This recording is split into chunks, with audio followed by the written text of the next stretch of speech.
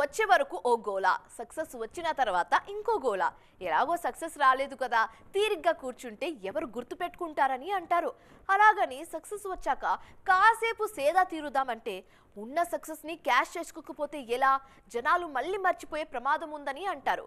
ఎవరి గోల ఎలా ఉన్నా నేనేం చేయాలో నాకు తెలుసు అన్నట్టుంది శ్రద్ధా కపూర్ ప్రవర్తన.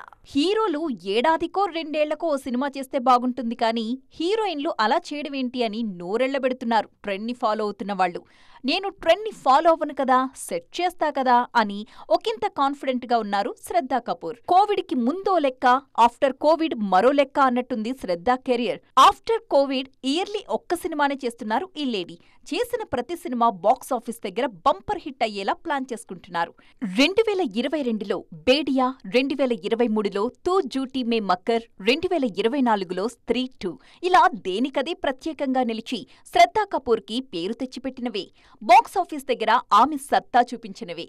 అందుకే నెక్స్ట్ చేయబోయే సినిమా అంతకు మించి ఉండేలా ప్లాన్ చేసుకుంటున్నారు ఈ బ్యూటీ.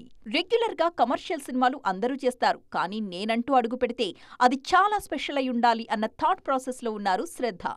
మహారాష్ట్ర జానపద ప్రపంచంలో పేరున్న విఠాబాయ్ భావు మంగ్ నారాయణ్ గావ్కర్ బయోపిక్ లో శ్రద్ధ నటిస్తున్నారన్న ప్రచారం జరుగుతోంది. ఈ సినిమాకు విఠా అనే టైటిల్ ని ఖరారు చేసినట్టు సమాచారం. ఈ సినిమాతో వరల్డ్ వైడ్ క్రేజ్ గ్యారంటీ అని నమ్మకంగా ఉన్నారట